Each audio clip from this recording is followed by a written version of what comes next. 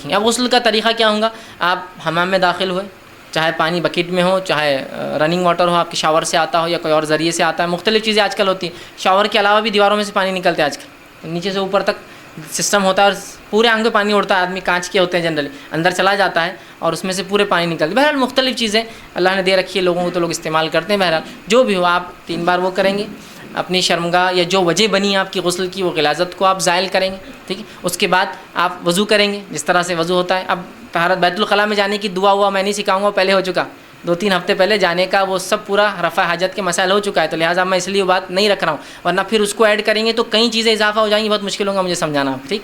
تو پھر آپ اندر چلے گئے، آپ نے جو وضو کیا جیسا وضو ہوتا ہے، ٹھیک ہے، چاہے تو پیر ساتھ دھو لے یا بعد میں آخر میں، تاکہ چھینٹے اڑنے کا ڈر ہے تو آخر میں دھو لے، ٹھیک ہے۔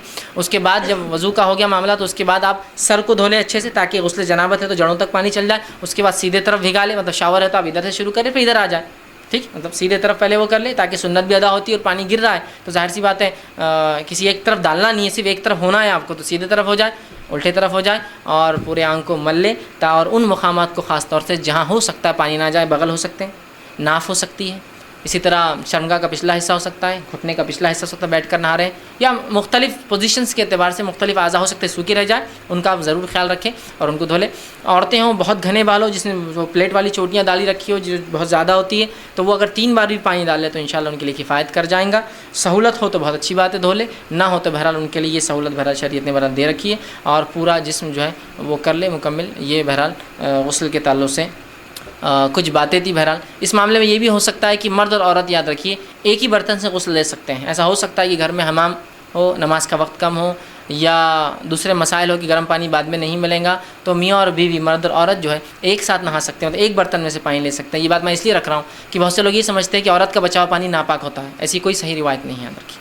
اس لیے کہ ماں عائشہ کی ایک روایت آتی ہے رضی اللہ عنہا، جو ہے یہ صحیح روایت ہے، کہ وہ کہتی ہے کہ آپ صلی اللہ علیہ وسلم میں نے غسل جنابت ایک ہی برتن میں سے، ایک ہی ٹب میں سے لیا، کہ میں ایک بار لیتی اور اپنے آپ کو دھوتی، اور پھر آپ ایک بار لیتے ہو مگ اور اپنے آپ کو وہ کرتی، رات کا وقت تھا، ٹھیک ہے۔ تو اس سے پتہ چلا کہ بیک وقت میاں بیوی نہا بھی سکتے ہیں، اور کامن پانی یوز کر رہے تھے دونوں، ایک ہی ٹب میں دونوں ہاتھ ڈال کر ایک ہی مگے سے دھو رہے تھے۔ مطلب ایک بار میں عائشہ لے کے اپنی باری کری تھی، ایک بار آپ سمجھ جیسا کہ وضو کرتے ہوتے ہیں 2 مرد اگر وضو کر رہے ہیں تو ایک کے بعد ایک کے، تو ویسا وہ دونوں مل کر شیئر کر رہے تھے۔ اس سے پتہ چلا کہ عورت کا بچا ہوا پانی ناپاک نہیں ہوتا، یہ عورت جس پانی میں ہاتھ ڈالے وہ ناپاک نہیں ہوتا ہے، اور دونوں بھی جنابت کی حالت میں تھے، مطلب میں عائشہ بھی ناپاک تھی اور وہ بھی تھے، لیکن دونوں نے پانی ہاتھ ڈال کر لیا۔ تو اس سے بات سمجھ میں آ رہی ہے کہ وہ بات درست نہیں ہے کہ عورت کا بچا پانی ناپاک نجس ہوتا ہے۔ بہت سے لوگ سوال کرتے ہیں کیا گھر میں عورتوں نے جو پانی استعمال کیا ہم کر سکتے ہیں؟ بالکل آپ کر سکتے ہیں، اس لیے کہ ویسے ہی پانی کی قلت ہے، آپ بالکل یوز کر سکتے ہیں، کوئی مسئلہ نہیں۔ اس لیے کہ اس کے تعلق سے کوئی ممانعت کی کوئی روایت نہیں ہے، بلکہ یہاں تو صحیح روایت ہے کہ دونوں نے ایک ہی ٹب میں سے پانی لیا، وہ ہاتھ ڈالتی ایک بار اور وہ کہتی میں لیتی، پھر آپ ہاتھ ڈالتے اور آپ لیتے،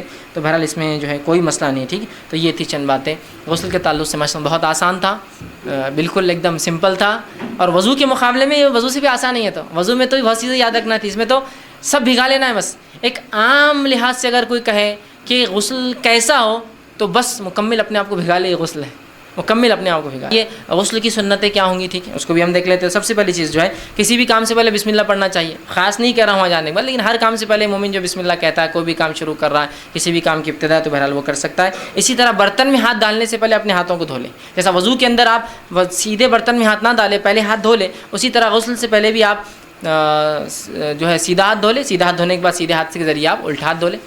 یہ دوسری چیز ہوئی۔ تیسری چیز جو بھی غلاظت وجہ بنی آپ کی غسل کے لیے اس کو پہلے زائل کریں، جیسا کہ غسل جنابت لے رہے ہیں تو ظاہر سی بات ہے شرمگاہ وجہ بنی آپ کے لیے تو پہلے شرمگاہ کو دھو لیں، کوئی اور وجہ بنی جس کی وجہ سے آپ غسل لے رہے ہیں تو پہلے اس چیز کو، اس غلاظت کو زائل کریں۔ جیسے کہ دوسری مثال ہو سکتی ہے کوئی انسان انتقال کر جائے، تو جب انسان انتقال کر جاتا ہے عموماً اس کا پیشاب اور پیخانہ چھوٹ جاتا ہے، تو پہلے غلاظت کو زائل کریں۔ زندہ انسان ہے، جنابت کا غسل لے رہا ہے تو پہلے شرمگاہ کو، اور جہاں جہاں جو ہے امکان ہے کہ کوئی چیز لگی ہوں گی یا سونے میں ہوا ہوگا تو اس کو آپ اچھے سے منی یا وہ اس کو دھو لیں۔ کوئی انتقال کر جائے، کسی اور وجہ سے بھی انسان کا وہ ہو سکتا ہے بہرحال، تو غلاظت کو زائل کرنا جو بھی وجہ بنی، ٹھیک ہے۔ تو شرمگاہ کو دھونا ہو سکتا ہے، ہم اس طرح اس کو حیض نفاس والی عورتیں اپنی شرمگاہ کو دھو لیں، اسی طرح اگر میت ہے تو اس کی شرمگاہوں کو دھو لیں آگے اور پیچھے اچھے سے، بہرحال جو وجہ ہے پلید غلاظت کو اپنے جسم زائل کرنا۔ چوتھی چیز جو ہے سارے جسم کو دھونے سے پہلے اعضاء وضو کو دھونا، مطلب وضو کے جیسا کرنا، مکمل وضو جیسا کرتے ہیں۔ آپ حمام میں داخل ہوئے، اس کے بعد آپ نے جو ہے ہاتھ دھو لیا، اس کے بعد جو ہے آپ نے جس وجہ سے غلاظت تھی اس کو دھو لیا۔ اب اس معاملے میں یہ ہوتا ہے بہت سے لوگ سوال کرتے ہیں کہ ہر بار پانی ڈالنے کا تذکرہ آتا ہے جبکہ آج کل ہمارے پاس پانی ڈالا کہیں بھی نہیں جاتا, پانی گرنے کا تذکرہ زیادہ ہوتا ہے. شاور کھول دیا, جنرلی بہت سے لوگ جو نہاتے شاور سے نہاتے ہیں, تو وہاں تو اب 3 بار ڈالنا, 2 بار دھونا, 3 بار کا کوئی اندازہ ہو ہی نہیں سکتا نا. اب ایسا مگے سے لے رہے تو 1 بار سمجھ میں آتا ہے. جب کوئی پانی گر رہا ہو, بہتے پانی میں نہا رہا ہو, تو اب کیا کریں گے؟ تو یہاں بہت سے لوگ کنفیوز آتے ہیں, بولتے نہیں اب ڈونگا لا کے اپن پانی نکالیں گے پہلے اور پھر 3 بار کریں گے. نہیں, آپ اندازے کے مطابق شاور چالو کر دیا اور 3 بار بس یوں کر لیے. 3 بار مانا جائے گا کہ 3 بار پانی ڈالا, گرتا ہوا پانی ہو یا رکا ہوا پانی ہو, تھما ہوا, ٹھیک. تو آپ 3 بار گھس لیتے, 3 بار مانا جائے گا. شاور کھول دیا, 3 بار آپ نے کر لیا, ٹھیک. اچھا, شریعت کے اندر کوئی ممانعت نہیں ہے, آپ کو یاد رکھیے. منائی نہیں ہے کہ آپ کس طرح سے نہائیں, بیٹھ کر یا کھڑے ہو کر. بس غلاظت جہاں نہیں لگے, کھڑے رہ کر نہانا بھی کہیں مستحب ہو سکتا ہے اور کہیں بیٹھ کر نہانا بھی مستحب ہو سکتا ہے. ڈیپینڈ ہے آپ کہاں نہا رہے اور کس سچویشن میں. تو کہیں بیٹھنا بھی مستحب ہو سکتا ہے اور کہیں کھڑے رہنا بھی درست ہو سکتا ہے. جیسا مثال کے طور پہ اگر ویسٹرن اگر باتھ روم کا جو سسٹم ہوتا ہے آج کل, ٹوائلٹس ہوتے ہیں, اس میں بیٹھ کر نہائیں گے تو آپ زیادہ گندے ہوں گے, اس لیے کہ وہ ٹوائلٹ اوپر رہتا ہے, جو بھانڈا ہے اس کے بازو آپ بیٹھ کر کیسے نہا سکتے ہیں.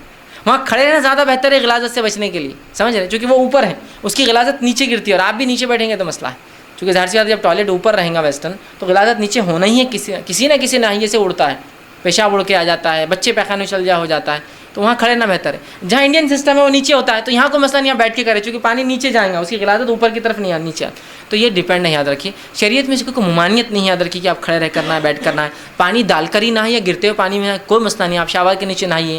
رننگ واٹر ہے, ندی ہے, اس میں نہائیے. سوئمنگ پول بھی آپ کے لیے نہانے کی, ندی بھی نہانے کے لیے جگہ بن سکتا ہے. اسی طرح پانی نہ ہو تو بکیٹ میں لا کر لے کر دھونا بھی ہے اس کے لیے, کچھ بھی ہو سکتا ہے. اس بات کو ہم سمجھیں. یا کسی کے پاس ٹب ہو سکتا ہے گھر کے اندر, اب اس کو نہانا ہے تو 3 بار ہاتھ دھوئے باہر, اور باقی معاملہ تو اس کا پھر شرمگاہ گندگی کو زائل کرے اور ٹب میں اتر جائے پھر.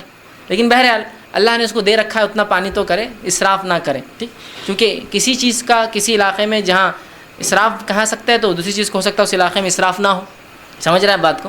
جیسا ایک مرتبہ یہ ہوا کہ لائبریری میں پانی بھر گیا ہمارے, پانی صاف ہوتا تھا, بارش کا پانی آ جاتا تھا, اور پانی کے لیے موٹر چلا دی تو موٹر کی اتنی بڑی دھار گرتی, بڑا پمپ لگا دی. اب اس پمپ میں ہی میں جو ہے گاڑی دھو رہا ہوں, وضو بھی کر لیا میں نے باہر. کچھ نے کہا یہ اسراف ہے. میں نے کہا اللہ نے اتنا دے رکھا ہے, یہ اسراف کرنا ہی پڑے گا, کیونکہ ویسے بھی تو پانی پھینک رہے ہیں, دن اور رات پھینک رہے ہیں. تو اگر اس پھینکتے ہوئے پانی کا اگر فائدہ اٹھا لیا تو کوئی مسئلہ نہیں, تو یہ میرے لیے وہ اسراف نہیں آئیں گا ادھر کی. اس لیے کہ اتنا پانی ہے, پھینک رہے ہیں اس کو, ہزاروں لیٹر پانی روز پھینکا جا رہا ہے, تو وہ اسراف میں کہاں آئیں گا. لیکن کوئی آدمی جہاں پانی نہیں اور وہ کہہ نہیں وہاں تو موٹر سے کرے, میں بھی کروں گا, اس کے لیے اسراف. تو ڈیپینڈ ہوتی ہے, کسی کے لیے کوئی چیز اسراف ہو سکتی ہے تو کسی کے لیے نہیں. کوشش یہ کرنا چاہیے کم سے کم پانی میں نہائیں, لیکن بہرحال اللہ نے زیادہ دیا ہے تو اس کا زیادہ استعمال. جیسا گرتا ہوا پانی جھرنے کا, اب اس میں کیا کم, ایک وقت میں ہزاروں لیٹر پانی پہ گر رہا ہے آپ کی, کوئی مسئلہ نہیں ہے, ویسے بھی تو بہہ کے جاری ہے بہرحال, ٹھیک ہے. سمجھ رہا ہے بات کو. تو آپ ٹب ہو سکتا ہے آپ کے لیے, آپ کا شاور ہو سکتا ہے آپ کے لیے, آپ کی بکٹ سے نہانا ہو سکتا ہے, ندی میں نہانا ہو سکتا ہے, سوئمنگ پول ہو سکتا ہے, مختلف چیزیں آج کل دور میں ہوتی ہیں. تو بہرحال تو پہلے جو ہے آپ اگر سوئمنگ پول میں اتر رہے ہیں نہانے کے لیے, ندی میں اتر رہے ہیں نہانے کے لیے, ٹب میں اتر رہے ہیں نہانے کے لیے, تو یہ 3 کام پہلے کرنا پڑیں گے. ہاتھ دھونا پڑیں گی, گندگی کو زائل کرنا پڑے گا. اس کے بعد جسم دھونے کے لیے آپ اس میں اترتے ہیں, یا شاور کے نیچے تو پھر کوئی مسئلہ نہیں, ہاتھ دھویا آپ نے, ٹھیک ہے, گندگی کو اپنے جسم سے آپ نے زائل کے جو وجہ بنی. اس کے بعد آپ وضو کریں گے. وضو میں ایک چیز یہ کر سکتے ہیں آپ کی پیر کو آپ آخر میں دھوئے, کیوں تو نبی اکرم صلی اللہ علیہ وسلم چونکہ چھینٹے اڑیں گے غسل میں, تو آپ کیا کرتے, وضو جیسا پورا کر لیتے اور آخر میں پیروں کو دھو لیتے. یا اگر کسی کو امکان ایسا مسئلہ نہیں ہے تو بہرحال وہ مکمل کر سکتا ہے. غسل کے اندر وضو واجب نہیں ہے, یاد رکھیے, یہ سنت ہے. لیکن اگر غسل میں آپ وضو نہیں کرتے تو اس غسل سے نماز نہیں ہوں گی آپ کی, یاد رکھیے. جو غسل سے پہلے وضو نہیں ہوگا تو اس کے بعد نماز آپ سیدھے نہیں پڑھ سکتے, اس کے لیے پھر غسل کے بعد وضو کرنا پڑے گا. غسل کے ساتھ وضو, بالخصوص غسل جنابت کے لیے جب انسان پہ غسل واجب ہوتا ہے, یہ فرض نہیں ہے, یاد رکھیے, سنت ہے. تو کبھی ہو سکتا ہے آپ خالی غسل جنابت لے لیں, اس میں غسل وضو نہ کرے, نکل جائے, لیکن پھر آپ کو نماز سے پہلے وضو کرنا ہوگا. آپ چاہتے دونوں کلب ہو جائے, 2 کام ایک ساتھ ہو جائے, تو پہلے وضو کر لیجیے, اس کے بعد وہ کیجیے. یا پھر حالات نہیں, سہولت نہیں ہے تو پھر آپ بعد میں وضو کیجیے غسل کے اینڈ میں. بہرحال جو آپ کو بہتر ہو سکتا ہے کوشش اس طرح سے آپ کریں, تاکہ کم پانی میں زیادہ کام ہو, ڈبل کام ہو, کہ وضو بھی ہو گیا اور غسل بھی ہو گیا اس میں, ٹھیک ہے. بہرحال ٹھیک ہے. تو بہت سے لوگ سوال کرتے ہیں کیا غسل کے بعد سیدھے نماز پڑھ سکتے ہیں؟ ہاں, اگر غسل سے پہلے وضو سے شروع کیا ہو تو, اگر نہ تو پھر بعد میں آپ کو وضو کرنا پڑے گا, ٹھیک. تو تیسرے 4 سارے جسم کے اعضاء کو جیسا وضو آپ کرتے ویسا کرے, تو ناک میں پانی لینا بھی آ گیا, کلی بھی اس میں شامل ہو گئی, ٹھیک ہے. اسی طرح ناک میں پانی لے کلی کرنا, اسی طرح جو ہے سارے بدن کو اچھے سے دھونا اور ہاتھ کو بہرحال گھسنا. اب اس معاملے میں آپ اچھے سے اس کو صاف کرنا. اب اس معاملے میں شروعات کیسی کریں گے؟ تو شروعات ایسی کریں گے, نبی اکرم صلی اللہ علیہ وسلم اگر غسل جنابت لیتے تو آپ اندر جا کے سب سے پہلے اپنے بالوں کو بھگوتے. مطلب یہ عمل کرنے کے بعد کہ ہاتھ دھو لیا, اس کے بعد شرمگاہ دھو لی اپنی, مطلب غلاظت کو نکال دیا. اس کے بعد والا عمل بتا رہا ہوں کہ آپ جو ہے جڑوں تک پانی کو ڈالتے اور سر کو وہ کرتے. سر کے ہونے کے بعد آپ سیدھے طرف پانی ڈالتے اور پھر الٹے طرف پانی ڈالتے. سمجھ گیا بات کو؟ اور سیدھے سے الٹے کی طرف جانا یہ نبی کرم صلی اللہ علیہ وسلم کی سنت تھی. بال کاٹنے میں، بال جمانے میں، ناخن ترشوانے میں، بہت ساری چیزوں میں بہرحال آتی ہے. تو آپ کوشش کریں کہ اس کو ادھر سے ادھر کی طرف سیدھے سے الٹے کی طرف بہرحال لے جائیں. ٹھیک ہے، تو یہ تھی. تو غسل کب واجب ہو جاتا ہے وہ چیز ہم دیکھتے ہیں. کب غسل ضروری ہے؟ تو پہلی چیز جنابت سے غسل واجب ہو جاتا ہے. یاد رکھیے جنابت سے غسل واجب ہو جاتا ہے، یعنی مرد اور عورت جمع کر لے، ہم بستری کر لے ایک دوسرے سے، تب بھی غسل واجب ہو. خواہ منی نکلے یا نہ نکلے، دونوں ہی شکل میں جو غسل واجب ہو جاتا ہے.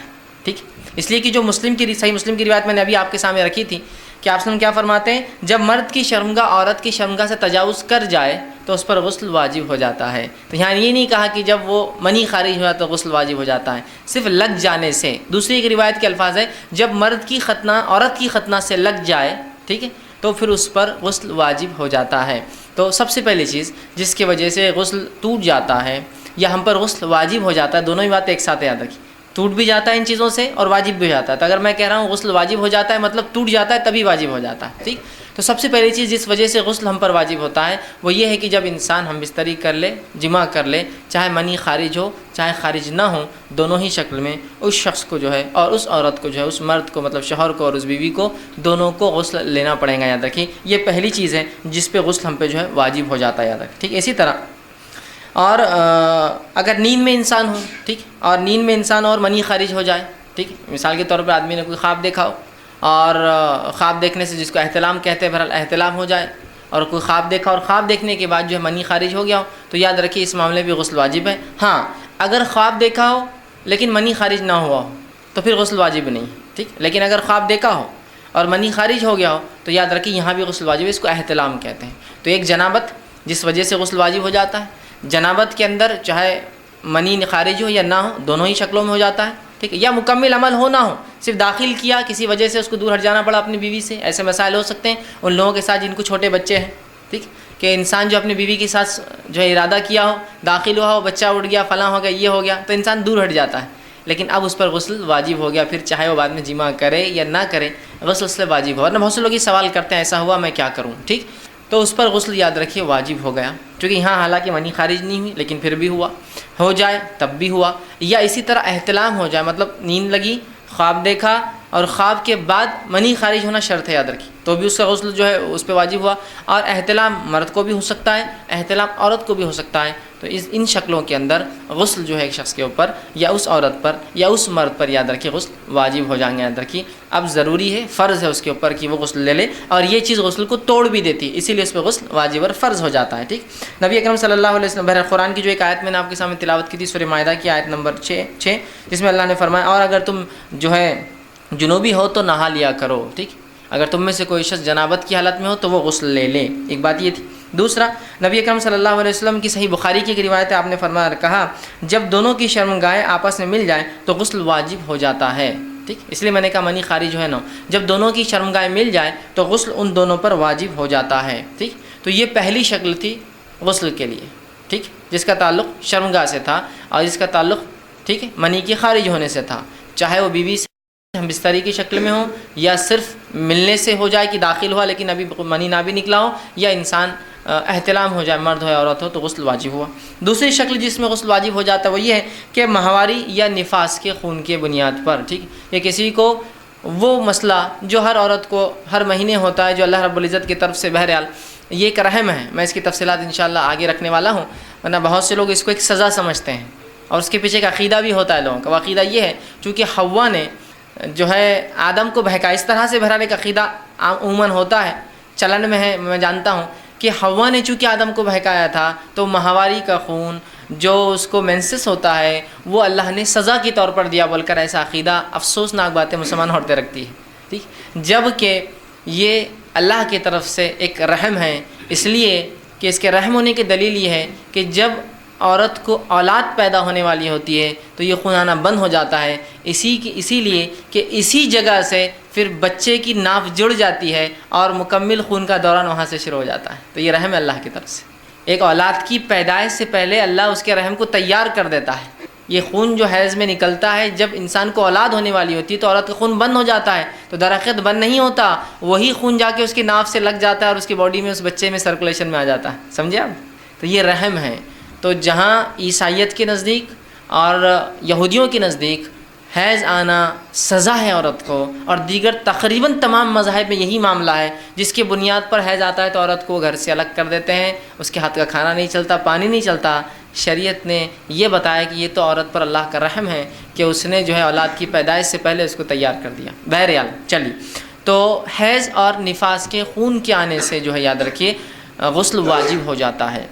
یہ دوسری شکل ہے، ٹھیک ہے، اس لیے کہ اللہ رب العزت جو اس کے تعلق سے سورہ بقرہ سورہ نمبر 2 آیت نمبر 222 میں فرماتا اور کہتا ہے فَاعْتَزِلُوا النِّسَاءَ فِي الْمَحِيضِ وَلَا تَقْرَبُوهُنَّ حَتَّى يَطْهُرْنَ فَإِذَا تَطَهَّرْنَ فَأْتُوهُنَّ مِنْ حَيْثُ أَمَرَكُمُ اللَّهُ۔ دیکھیے آیت کا ترجمہ یہ ہے، حیض کے دنوں میں عورتوں سے الگ رہو اور پاک ہونے تک ان کے قریب نہ جاؤ، جب پاک ہو جائے تو جہاں سے تمہیں اللہ نے حکم دیا ہے جا سکتے ہو۔ تو یہاں دیکھیے دوسری بات آ گئی کہ اگر عورت کو حیض آ جائے تو انسان اس کا غسل اس پہ واجب ہو جاتا ہے، اور ایک بات یہ بھی پتہ چلی کہ اس دوران آدمی جو ہے عورت سے ہم بستری نہیں کر سکتا ہے نا، کیوں؟ تو یہاں کیا بیان کیا؟ تو الگ رہو، تو یہ الگ اسی معنی میں ہے، یاد رکھیے کہ اس سے ہم بستری نہ کرو، اس معنی میں نہیں ہے کہ ان کو گھروں سے نکال دو یا خود گھر سے نکل جاؤ، یقیناً اس معنی میں نہیں، یا ان کو الگ کمروں میں کر دو اور خود الگ کمروں میں، اس معنی میں نہیں ہے۔ اس لیے کہ نبی اکرم صلی اللہ علیہ وسلم کی زندگی سے ہم کو دیکھنا پڑے گا کہ اس آیت پہ آپ نے کیسا عمل کیا، اپنی عقلیں نہیں، چونکہ ظاہر تو ایسی دکھ رہا ہے کہ ان کو الگ رہو، ہے نا، تو ہم سمجھے الگ سے یہاں مراد نبی اکرم صلی اللہ علیہ وسلم کے تعلق سے ماں عائشہ فرماتی ہے کہ نبی اکرم صلی اللہ علیہ وسلم میرے مانڈی پر لیٹتے اور تلاوت قرآن کرتے جبکہ میں حیض کی حالت سے ہوتی۔ تو الگ کرنے سے مراد کیا ہے؟ ہم بستری مت کرو، بس یہ معنی ہے۔ الگ کر دو سے مراد الگ گھر الگ کمرہ نہیں ہے، ہوتا تو آپ تم کیوں پڑھتے؟ اسی طرح وہ کہتی ہے کہ میں حیض کی حالت سے ہوتی، اور نبی اکرم صلی اللہ علیہ وسلم مجھ سے ایک بار کہا کہ مسجد جا کر چٹائی لا، بچھانے کی جو ہوتی، تو میں نے کہا اللہ کے رسول میں تو حائضہ ہوں، تو کہا کیا حیض تیرے ہاتھ میں آتا ہے؟ مطلب ناپاک نہیں ہے، تم جا کے لا سکتے، تمہارا ہاتھ ناپاک نہیں ہے، حیض کی وجہ سے تم نماز ادا نہیں کر سکتی ہو، لیکن اس کا ہرگز مطلب نہیں کہ تم نجس ہو چکے ہو، اس لیے کہ مومن نجس نہیں ہوتا، یاد رکھیے۔ ہاں مشرک جو ہے ظاہری اعتبار سے نہیں، لیکن اس کے عقیدے کے اعتبار سے نجس ہے۔ مشرک بھی ظاہری نجس نہیں ہوتا، یاد رکھیے کہ آپ اگر انما المشرکون نجس قرآن نے کہا کہ مشرک نجس ناپاک پلید ہے، تو اس کا مطلب وہ ظاہری نہیں ہے، ظاہری غلاظت نہیں ہے، اس کا مطلب یہ اس کے عقیدے کی وجہ سے وہ نجس ہے۔ تو مومن اپنے عقیدے کی وجہ سے کبھی ناپاک نہیں ہوتا، نجس نہیں ہوتا، یاد رکھیے، ٹھیک ہے۔ تو کہا کیا حیض تیرے ہاتھ میں آتا ہے؟ مطلب میں تو ہاتھ کی بات کرنا، ہاتھ تو پاک ہے تیرے، وہ اٹھا کے لانے میں کیا حرج ہے، ٹھیک ہے۔ تو یہ روایتیں اس کی دلیل ہے، یاد رکھیے۔ اسی طرح ماں عائشہ رضی اللہ عنہا فرماتی ہیں کہ آپ صلی اللہ علیہ وسلم کی میں کنگھی کرتی، سر میں تیل لگاتی، آپ کا سر دھوتی جب کہ میں حیض کی حالت سے ہوتی۔ تو الگ کر دو میں مراد کمرہ الگ گھر الگ نہیں، صرف ہم بستری نہیں کرنا، اس لیے کہ اس حالت میں آپ کا سر دھو رہی ہے، وہ آپ کے سر میں تیل لگا رہی ہے، سر کی مالش کری۔ اسی طرح میمونہ رضی اللہ عنہا جو امہات میں سے یہ بھی ہے، وہ کہتی ہے کہ میں نبی اکرم صلی اللہ علیہ وسلم میرے پاس ہوتے اور فجر سے پہلے آپ کچھ نمازیں پڑھتے، تو جو چادر میں حیض کی حالت میں ہوتی اوڑھی ہوئی ہوتی، اسی چادر کا ایک حصہ لے کے نبی اکرم صلی اللہ علیہ وسلم اس پر نماز پڑھتے۔ اگر الگ کر دو سے مراد الگ کمرہ الگ گھر ہوتا تو کیا آپ صلی اللہ علیہ وسلم ان کی اوڑھی ہوئی چادر کو آدھی وہ اوڑھی ہوئی اور آدھی بچھا کر نماز پڑھتے؟ اس پہ نہیں، آپ فوراً کہتے تھے کہ بھائی سب نکل جاؤ یہاں سے، اب اس لیے کہ تم سب ناپاک ہو چکے ہو، ٹھیک ہے۔ تو یہاں اس سے مراد یہ ہے، ورنہ بہت سی جگہ یہ ہوتا ہے کہ لوگوں کو عورتوں کو الگ کر دیا جاتا ہے، ایسا کوئی مسئلہ نہیں، یاد رکھیے، ٹھیک ہے، الحمدللہ۔ تو دیکھیے یہاں جو ہے حیض کی حالت کے تعلق سے بتایا گیا۔ اسی طرح جو ہے آپ صلی اللہ علیہ وسلم فرمایا، یہ صحیح مسلم کی روایت آپ نے فرمایا، جتنے دن تجھے حیض آتا تھا اتنے دن ٹھہری رہے، پھر غسل کر لے۔ ایک صحابیہ نے ان سے سوال کیا نماز کے تعلق سے حیض کا، تو کہا جتنے دن حیض آتا ہے ٹھہری رہے اور اس کے بعد نماز پڑھ لے۔ تو حیض وہ خون ہے جو ایک عورت کو آتا ہے بنا کسی زخم کے، جو اس کے رحم سے نکلتا ہے، جو مخصوص ایام میں مہینے کے آگے پیچھے ہو سکتا ہے کچھ، لیکن مخصوص ایام جو اسے پتہ ہوتے ہیں اس میں نکلتا ہے، اور اس کا مخصوص ایک رنگ ہوتا ہے جس سے پہچان سکتی ہے کہ حیض کا، اور اس سے علاوہ جو نکلتا ہے اس کو شناخت ہوتی ہے حیض کا نہیں ہے۔ بہرحال اس کو حیض کہا جاتا ہے۔ اب نفاس کیا ہے؟ نفاس وہ خون ہوتا ہے جو اولاد کی پیدائش کے بعد نکلتا ہے، جس کی مدت جو ہے مختلف عورتوں کو، اور حیض اور نفاس دونوں کی مدت مختلف عورتوں کو مختلف علاقے کے اعتبار سے، سرد اور گرمی کے اعتبار سے، جسامت کے اعتبار سے، دبلے اور موٹے ہونے کے اعتبار سے، حالت کے اعتبار سے مختلف آتی ہے، نسل کے اعتبار سے مختلف ہوتی ہے۔ اس میں کوئی جس کو کہیں گے کہ ریجڈ رول نہیں کہ ایسا ہوتا ہے، کچھ بھی ہو سکتا ہے، اینی تھنگ، ٹھیک۔ عمومی اعتبار سے جو بتایا جاتا ہے وہ یہ آتا ہے کہ سائنسی اعتبار سے بہرحال یہ ہے کہ 1 سے لے کر 7 دن اور 7 دن سے لے کر 15 دن مخصوص عورتوں کو، کچھ لوگوں کا ایسا ہو سکتا ہے، لیکن عمومی اعتبار سے 1 سے لے کر 7 دن ہو سکتا ہے، ٹھیک، یا 1 یا 3 ہوتا ہے، یا 5 ہو سکتا ہے، یا 7 ہو سکتا ہے، یا کچھ مخصوص کو 15 بھی ہو سکتا ہے، حیض خاص طور سے یاد رکھیں۔ نفاس وہ خون ہوتا ہے جو پیدائش کے بعد آتا ہے، اس کی مدت کوئی طے نہیں، شریعت میں کچھ بھی ہو سکتا ہے۔ افسوس کی بات ہے لیکن ہمارے پاس مسلمانوں میں طے مدت ہے، کتنی؟ 40 دن، فکس 40واں دن ہوا، پھر عورت نہاتی ہے اور اس کے بعد کیا ہوتا ہے؟ چلا، اس کی ایک دعوت دی جاتی ہے نا، آپ اور میں جاتے ہیں اور خوب چور کے کھا کے آتے ہیں نا، تو پھر وہ جو ہے اس کے لیے پروگرام رکھتے ہیں. ایسا کوئی حقیقت نہیں ہے. اور ایسا کتنی بار ہوتا ہے کہ عورتوں نے، گھر کی بڑی عورتوں نے، اور میں اکثر یہ کہتا ہوں بہرحال عورتیں اس کو برا نہ لگنے دیں اور مجھ سے بدلہ لینے کی نہ ٹھان لیں، بہرحال ایک عام بات بہرحال میں بولتا ہوں، اور بالخصوص بوڑھی عورتیں بہرحال میرے سے بدگمان نہ ہوں، میں تو ان کی دعاؤں کا جو ہے طالب ہوں. لیکن بہرحال جو دین ہمارے پاس چلتا ہے اس دین کو میں اپنی زبان میں کہتا ہوں بوڑھیوں کا دین. ہمارے پاس جو اسلام ہے وہ بوڑھی عورتوں کا اسلام ہے. شادی ایسی کیوں؟ دادی بول رہے ہیں، مطلب وہ بوڑھی کا دین نہیں ہے، شریعت کا اللہ رسول کا دین نہیں ہوتا ہے. یہ حیض اور نفاس کے مسائل ایسے کیوں؟ دادی اماں، پھپھو اماں، یہ اماں، وہ خالہ، وہ تائی، وہ چچی، وہ بوڑھی عورت، وہ انہوں ایسا بولتے تو وہ کرنا ہے. شریعت تو نہیں بولتے، نہیں پھر بھی ہم 40 دن کا ہی رکھیں گے. کیوں؟ انہوں بول رہے ہیں 40 دن تک عورت ناپاک رہتی. کیوں؟ شریعت میں تو ناپاکی ہے ہی نہیں. نہیں انہوں بول رہے ہیں نا بڑے، اس میں مردوں کا مداخلت نہیں ہے، عورتوں کا دین رہتا ہے. یہ شادی سے پہلے ایسے رسومات کیوں؟ نہیں دادی بول رہے تھے اس کے بغیر تو ہو ہی نہیں سکتا، نانی بول رہے تھے. تو ہمارے پاس جو ایگزسٹنگ ریلیجن چلتا ہے اسلام، وہ بوڑھیوں کا دین ہے. وہ دین نہیں ہے جو اللہ نے بھیجا اپنے نبی کے ذریعے محمد صلی اللہ علیہ وسلم، اور جو صحابہ کے ذریعے ہم تک پہنچا، وہ دین نہیں ہے. یہ بوڑھی عورتوں کا دین ہے. وہ جو بولیں گی وہ ہوں گا. صحرا باندھ دو تو باندھنا ہے. دادا تو نہیں بڑھ، لیکن دادی کی بڑی خواہش ہے مرنے سے پہلے کہ پوتے کو جو ہے صحرے میں دیکھ لیں. ان کو یہ خواہش نہیں ہے کہ جو اب جانے کا وقت ہے کم از کم اب تو کتاب و سنت پہ آ جاؤں، لیکن مرتے وقت یہ خواہشات پوری واقعی. مرنے تک اپنی بہوؤں کو ڈکٹیٹ کرتے رہیں گے کہ حیض اور نفاس کے مسائل وہ ہیں جو میں بتاؤں گی، شریعت کے مطابق نہیں. ہمارے خاندان میں 7 دن عورت حائضہ رہتی ہے تو 7 دن رہو، آتا ہے نہیں آتا رہو، بس. سمجھ رہے آپ بات کو؟ بوڑھیوں کا دین. ٹھیک. تو بہرحال میں عورتوں کے خلاف بھی نہیں ہوں، بالخصوص بوڑھی عورتوں کے نہیں، لیکن میں یہ کہنا چاہتا ہوں کہ عورتیں اگر علم نہ ہو تو خواہ دین میں تبدیل لانے کی کوشش نہ کرے. اور یہ جسارت بہت بڑی چیز ہوں گی آخرت کے اعتبار سے، یاد رکھیے کتاب و سنت کے مطابق. اور افسوس ہمارے پاس جو طہارت کے مسائل اکثر چلتے ہیں، وہ طہارت کے مسائل کتاب و سنت کے مطابق میں کہہ رہا ہوں نہیں ہیں. وہ اکثر طہارت کے مسائل یا تو یہودی روایتوں کی بنیاد پر ہیں یا نصرانی روایتوں کی بنیاد پر، جس کو اسرائیلیات بولتے ہیں. اسرائیلیات کے مطابق ایک عورت 40 دن تک جو ہے نفاس کی حالت میں رہتی ہے اور 40 دن پاک ہوتی ہے. یہ بائبل کی روایت ہے، 40 کے لفظ کے ساتھ. مسلمانوں مین و نان لے لیا. نبی اکرم صلی اللہ علیہ وسلم کیا فرمانے؟ خون آئے تو ٹھہری رہے، رک جائے تو غسل کر لے، ختم. غسل کتنا سادہ ہے. عورت، زمین، زمانہ، حالات سے تمہارے جو بھی حالات ہو، آئے تو مت پڑھو، رک جائے تو پڑھ لو، مطلب غسل کر لو، پاک ہو گئی. تو اب انسان کو اولاد پیدا ہوئی ایک عورت کو، 10 دن خون آیا، 11 دن بند ہو گیا، 12 دن نہیں آیا، ختم، غسل ہو گیا، نماز شروع ہو گئی. سمجھے بات کو؟ یہ مانا ہے نہیں ہم تو 40 ٹھہرے رہیں گے، اس لیے کہ ہم بائبل پر زیادہ اعتماد کرتے بنسبت کتاب و سنت کی روایت. دیکھیے آپ، یہ کامن ہے. یہ الگ بات ہے کہ یہ چیزیں ظاہر نہیں ہوتی ہیں، لیکن چونکہ مجھ تک بہت سارے سوالات آتے تھے، یہ مسائل میرے سامنے آتے رہتے کہ فلاں یہ ہے، دادی یہ بولتے، چچی یہ بولتے، ہمارے گھر میں یہ ایسا نہ کرے تو ہم کو بول رہے کہ تم گھر سے چل جاؤ میاں بیوی، اس لیے کہ تمہارے وجہ سے نحوست آ رہی پورے گھر میں. ایک صاحب نے جو ہے اپنے گھر کے اندر جو عقیقہ رکھ لیا. اب عقیقہ جب رکھا تو 40 دن کے اندر رکھ لیا انہوں نے، تو ان کے گھر والوں نے ان کو گھر سے ہکال دیا، اس عورت کو بھی اس اپنے بیٹے کو بھی. جاؤ بولے، اس لیے کہ ابھی چھوت کے دن تھے اس کے، بولے ابھی ناپاکی کے دن تھے تمہاری بیوی کے اور تم عقیقہ کر رہے، بولے تم پر لعنت ہے، بولے نکل جاؤ یہاں سے. تو انہوں نے خیر بہرحال وہ اڑ گئے تھے، کہا عقیقہ تو کر کے رہوں گا جی، دوسری جگہ دعوت کی گھر والوں کو لا جاؤ یہاں، عقیقہ تو ہونے والا اب، اس لیے کہ کیا لگا رکھا ہے. ہم نے دین اور شریعت کو مذاق اور کھلواڑ سمجھا ہے، یاد رکھیے بہرحال. تو دوسری چیز، حیض اور نفاس، اس کی کوئی طے شدہ وقت نہیں ہے، اس کے کوئی طے شدہ ایام نہیں ہے. ہر عورت زمین، زمانے، ماحول، حالات کے اعتبار سے مختلف ہو سکتے ہیں. ٹھیک. تیسری چیز، اسلام قبول کرنے پہ بھی ایک انسان کو نہانا پڑتا ہے، یاد رکھیے. اس لیے کہ نبی اکرم صلی اللہ علیہ وسلم کے بہت سارے صحابہ کے اقوال ہے اسلام لانے کے بعد کہ میں نبی اکرم صلی اللہ علیہ وسلم کے پاس آیا اور اسلام قبول کیا تو مجھے آپ نے نہانے کا حکم دیا. ٹھیک. بہت سارے صحابہ کی بھی روایتیں، صحابیات کی بھی روایتیں کہ میں آپ صلی اللہ علیہ وسلم کے پاس آئی، آپ نے میرا اسلام قبول کیا اور کہا فلاں جگہ جا کر تم غسل لے لو. ٹھیک. تو اس سے بھی پتہ چلا کہ اسلام لانے سے غسل ایک انسان پر واجب ہو جاتا ہے. اور اس کے تعلق سے جو روایتیں آتی ہیں بہرحال وہ بہت ساری ہیں، جیسے کہ ایک روایت ہے کہ صحیح مسلم کی روایت ہے، اور سمامہ بن اسال الحنفی، یاد رکھیے یہ قبیلہ حنفیہ کے تھے. یہ حنفی بولے تو آپ حنفی شافی مت سمجھیے، ٹھیک ہے، اس قبیلے سے ان کی نسبت تھی، اس لیے الحنفی ان کے آگے لگا ہوا ہے. جب انہوں نے اسلام قبول کیا تو آپ صلی اللہ علیہ وسلم ان کو غسل کا حکم دیا کہ جاؤ آپ غسل کرو، اس لیے کہ تم نے اسلام قبول کیا. تو یہ تیسری چیز.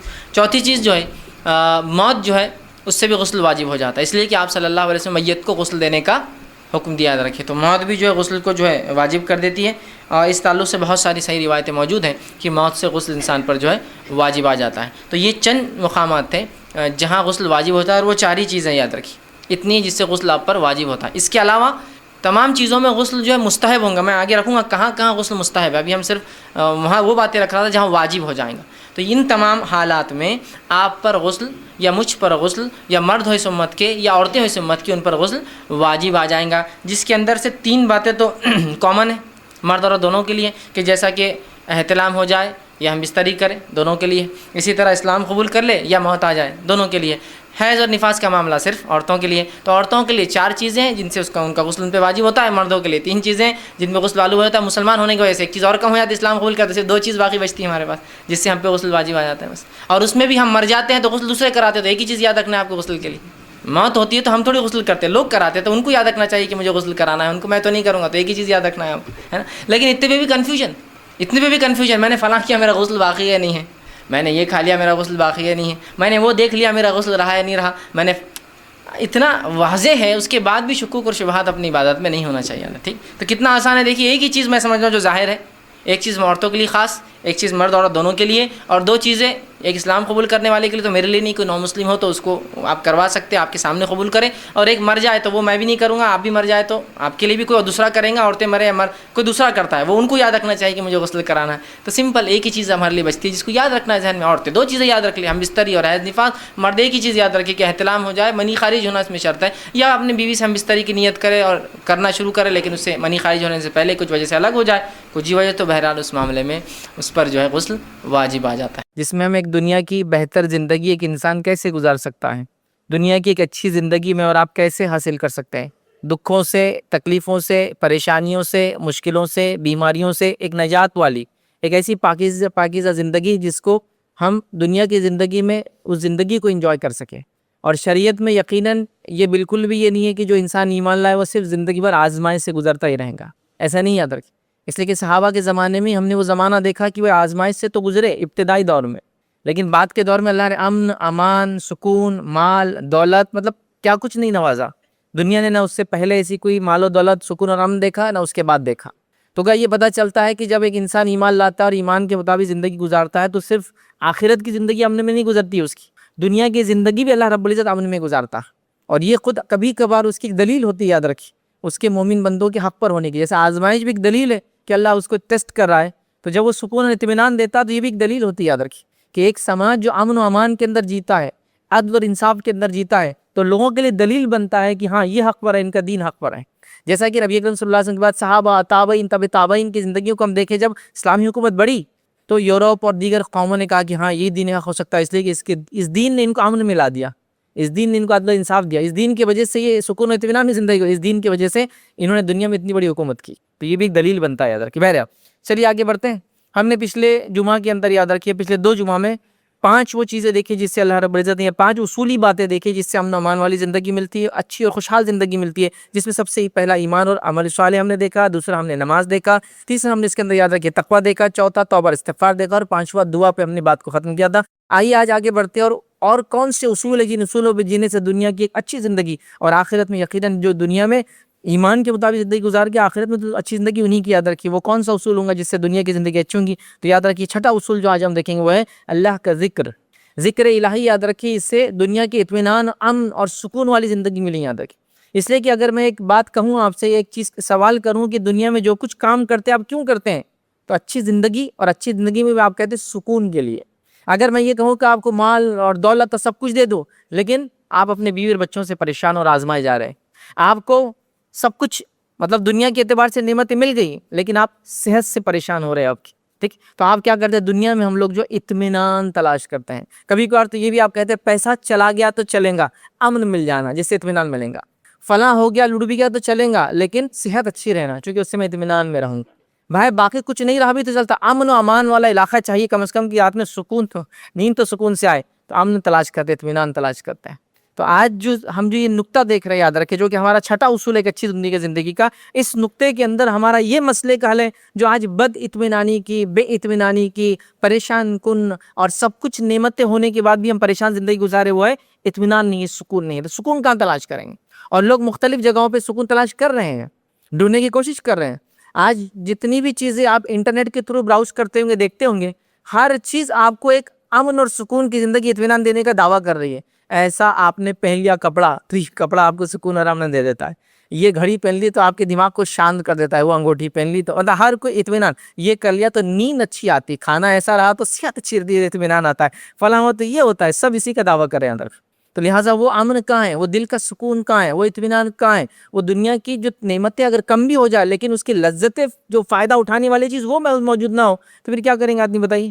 تو یہ بڑی اہم چیز ہے, یاد رکھیے. تو سکون اطمینان کے لیے یاد رکھیے دل کے یہ جو نقطہ ہے سب سے اہم نقطہ ہے وہ ہے ذکر الہی, اللہ رب العزت کا ذکر یاد رکھیے. اس لیے کہ یہ کیا دیتا ہے ہم کو, یاد رکھیے یہ ہم کو دل کو سکون اطمینان دیتا ہے اور غموں سے نجات دیتا ہے. اللہ رب العزت قرآن میں فرماتا اور کہتا ہے, سورہ رعد سورہ نمبر 13 اور آیت نمبر اس کے 28 کا ایک حصہ اللہ فرماتا اور کہتا ہے, الا بذکر اللہ تطمئن القلوب, کہ اللہ کے ذکر میں دل اطمینان پاتے. یاد رکھیں. تو ایک اچھی زندگی کا نسخہ یہ ہے کہ دل اطمینان ہو انسان کا, ورنہ نعمتیں ہو کے بھی کیا فائدہ, اولاد ہو کے بھی کیا فائدہ, صحت ہو کے بھی کیا فائدہ, اطمینان نہیں آپ کے دل میں, ہے نا. یا پھر امن امان نہ ہو تو لوگ یہ کہتے ہیں, مطلب امن امان سے بات صرف ہمیشہ وہ امن شانتی والا نہیں, مطلب فتنے اور فساد دینی اعتبار سے اتنے ہو گئے, لوگ کہتے ہیں کہ خبر میں جانے والے اچھے ہی گزر گئے, کیونکہ ہم جو فتنوں سے گزر رہے ہیں بڑا ڈر ہے کہ ایمان کے ہاتھ سے نہ چلے جائے. تو دلی سکون چاہتے ہیں. اللہ نے کہا الا بذکر اللہ تطمئن القلوب, اللہ کے ذکر میں, اس بات کو یاد رکھ لو, اس بات کو سن لو, الا بذکر اللہ, کہ اللہ کے ذکر میں تطمئن القلوب, اللہ کے ذکر میں ہی دل اطمینان پاتے ہیں. تو دل کا اطمینان اور سکون اور غموں سے نجات چاہیے تو اللہ کے ذکر کو ہم کثرت سے کریں. اللہ کے ذکر میں سب سے اول ذکر, سب سے افضل ذکر ہے لا الہ الا اللہ. یاد رکھیں, یہ سب سے افضل. اس کے بعد الحمدللہ. اللہ کے رسول صلی اللہ علیہ وسلم خود فرمایا کہ لا الہ الا اللہ افضل ذکر اور افضل الدعا الحمدللہ. تمام تعریف اس اللہ کے لیے. لا الہ الا اللہ, نہیں کوئی معبود سوا اللہ کے, نہیں کوئی عبادت کے لائق سوا اللہ کے. اور دوسرے کا معنی الحمدللہ, تمام تعریف اللہ کے لیے, چاہے میں خوشی میں رہوں, چاہے میں غم میں رہوں, چاہے فلاں رہوں, تمام تعریف اللہ کے لیے. تو یہ اللہ کے ذکر ہے, یاد رکھیے. پھر اللہ اکبر, ہے نا, پھر سبحان اللہ, ہے نا. اور اس کے علاوہ یاد رکھیے جو جنت کے خزانوں میں سے خزانہ ہوا ہے لا حول ولا قوت الا باللہ, یہ جنت کے خزانوں میں سے خزانہ ہے. ٹھیک ہے. اسی طرح ایک روایت کے اندر آتا ہے کہ یہ الفاظ جو کہہ لے زبان پہ تو آسان ہے لیکن میزان میں بھاری ہو جائیں گے. سبحان اللہ وبحمدہ اور سبحان اللہ العظیم, جو ہے صحیح بخاری کی روایت. تو یہ اللہ کے ذکر ہے, یاد رکھیے. ابھی بڑی افسوس کی بات ہے کہ ہمارے دل اطمینان کے لیے پریشان ہے اور ہم مختلف جگہ اطمینان ڈھونڈ رہے ہیں, لیکن جہاں اطمینان ہے اس کو ہم نہیں دیکھ رہے. یاد رکھیں, لوگ اطمینان تلاش کر رہے ہیں فلموں کے ذریعے, لوگ اطمینان تلاش کر رہے ہیں میوزک کے ذریعے, لوگ اطمینان تلاش کر رہے ہیں سیر و تفریح کے ذریعے. دیکھیں سیر و تفریح کرنا منع نہیں, لیکن اپنے علاقوں اور شہروں سے پریشان, گھر سے پریشان ہو کے نکل رہے ہو کہ چلو یہاں جائیں گے تو 2 دن سکون تو ملیں گا. ایسے کئی لوگوں کو آپ نے سنا ہوگا نا, گھر میں ہی کبھی آپ کی اہلیہ نے آپ سے کہا ہوں گے یار اس گھر سے نکلو 2 دن تو سکون ملیں گا, اللہ رحم کرے. دل اطمینان میں نہیں ہے ساتھ رہ کر بھی, ہے نا. تو یہ جو اطمینان ہے وہ کہاں ملے, تو لوگ سمجھ رہے سیاحت, ٹریولنگ کریں گے تو ہمارے دل اطمینان ملیں گے. کسی کو لگتا ہے کہ ہم مطلب مختلف چیزیں ایکسرسائز کریں گے تو ہمارے دلوں کو اطمینان ملیں گا. کوئی کہہ رہا ہے کہ نشہ کرنے سے دل کو اطمینان ملتا ہے, اس لیے کہ آؤٹ آف مائنڈ ہو جاتے ہیں ہم تو پھر دل اطمینان و سکون میں آ جاتا ہے. تو نشہ کر رہے ہیں, یاد رکھیے غم مٹ جاتے ہیں. نشہ ہے نا, نشے کے لیے, نشے کا غم سے تو لوگوں نے بڑا تعلق جوڑ دیا کہ بھائی نشہ کرنے سے غم مٹ جاتا ہے. یہ غم نہیں مٹتا, نشہ کرنے سے آپ کچھ چیزوں کو بھول جاتے ہیں کہ تو عقل کام نہیں کرتی ہے, تو اتنے دیر آپ اس غم سے دور ہے. لیکن یہ بالکل ایسا ہے, اس کی مثال ایسے ہے کہ شیر آ گیا تو میں نے آنکھوں پہ پٹی باندھ لی, شیر نہیں گیا ابھی, وہ کھڑا ہے, وہ آگے حملہ بھی کر سکتا ہے, مجھے نہیں دکھ رہا ہے اب صرف. تو لوگ سمجھتے ہیں نا, کئی لوگ اچھے ہوتے ہیں لیکن کچھ حادثہ ہو جائے زندگی میں تو پھر شراب وغیرہ پینا شروع کر دیتے ہیں. تو لوگوں کو لگا ڈرگز میں سکون ہے, شراب میں سکون ہے, میوزک میں سکون ہے, فلموں میں سکون ہے, آج کے زمانے میں ریلز اور شارٹس اور فلاں میں سکون ہے. اور ہوتا بھی, یاد رکھے, چونکہ جو آج کل جو براؤزنگ جس طرح سے ڈیٹا کو ہم براؤز کرتے ہیں تو ذہن ایک طرح کا مادہ, یاد رکھیے, جس سے ایک خوشی کا احساس ہوتا ہے وہ چھوڑنا شروع کر, اس کو ڈوپامائن بولتے ہیں. مطلب آپ جب کوئی چیز دیکھتے تو اچھا احساس آتا ہے, جس اچھے احساس کو حاصل کرنے آدمی کنٹینیوس براؤزنگ کرتا ہے چیزوں کی. تو پہلے لوگ فلمیں دیکھتے تو تھوڑا کم از کم کراہت ہوتی تھی, لوگ بولتے تھے فلمیں دیکھ رہا. اب تو کوئی مسئلہ نہیں رہا, فلموں کے چھوٹے ٹکڑے دیکھ رہے تو اس کو جائز اور حلال بھی سمجھ رہے, کیوں تو آپ دیکھ رہے ہیں ایکسرسائز, لیکن پیچھے میوزک بج رہی ہے, تو میں میوزک تھوڑی سن رہا ہوں, ایکسرسائز دیکھ رہا ہوں بھائی میں, وہ جو ریل کے اندر ہے. تو اب وہ ساری چیزوں کو ہم سکون و اطمینان کا ذریعہ سمجھ رہے ہیں. یہاں کہیں بھی سکون و اطمینان نہیں, اللہ کے ذکر میں سکون و اطمینان ہے. اور ہم نے تو چھوٹے سے چھوٹا ذکر بھی اپنے منہ سے کہنا چھوڑ دیا. اگر کہتے بھی ہے تو مخصوص چیزوں کے ساتھ اس کو جوڑ دیا, مخصوص چیزوں کے ساتھ جوڑ دیا. اگر میں نے آپ کو سلام کیا تو آپ کہتے ہیں ابھی ادھار لینے آنے والا ہے, کیونکہ فیض بھائی اب سلام کر رہے ہیں, میرے کو آتے جاتے چندہ مانگنے آنے والے. اب یہ سلام جڑ گیا, آپ سے کوئی چیز کی غرض ہے مجھے. اگر میں آپ سے کہہ دوں ماشاء اللہ آپ کتنے اچھے دیکھے, تو آپ بولیں گے اتنا موٹا تو میں ابھی نہیں ہوا, تو ماشاء اللہ جڑ گیا موٹے پن سے اور زیادہ صحت سے. ورنہ دبلے کو ماشاء اللہ بھی نہیں بولتا, ہو رہا ہے نہیں, ارے میں اتنا موٹا تھوڑی ماشاء اللہ بول رہا ہے میرے کو. تو ماشاءاللہ جڑ گیا. اگر کوئی سبحان اللہ اللہ کی تعریف کر دے بیان کر دے تو لوگ کہہ رہے بھائی کس نے شعر کہا, مجلس میں تو کوئی شعر بولا ہی نہیں کسی نے, اور آپ بول رہے سبحان اللہ سبحان, چونکہ اس کو اشعار کے ساتھ غزلوں کے ساتھ اور مخصوص محفلوں کے ساتھ جوڑ دیا گیا. ہو رہا ہی نہیں ہو رہا ہے ادھر, تو یہ سب چیزیں ہو رہی ہے. تو جو اللہ کا ذکر بھی ہے وہ بھی مخصوص ہو گیا ادھر, انشاءاللہ منہ سے نکل نہیں رہا ہمارے.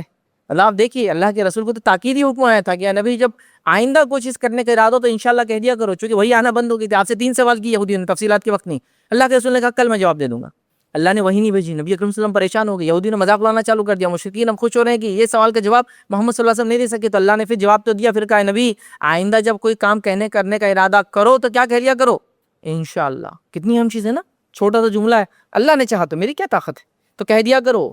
دوسرا واقعہ آتا ہے جو مفسر تفسیر کے اندر لکھتے ہیں کہ سلیمان علیہ السلام اس کی تشریحات آپ دیکھ سکتے ہیں. سلیمان علیہ السلام نے ایک مرتبہ, آپ کو بہت زیادہ کثرت سے بیویاں تھیں, اس زمانے میں جائز تھا, تو آپ نے ساری بیویوں سے ہم بستری کی اور یہ ارادہ کیا کہ جتنی اولاد ان سے پیدا ہوں گی فی سبیل اللہ کی راہ میں لگا دوں گا سب کو. لیکن ایک چیز کہنا بول گئے انشاءاللہ, تو ایک ہی بیوی سے اولاد ہوئی اور وہی مردہ.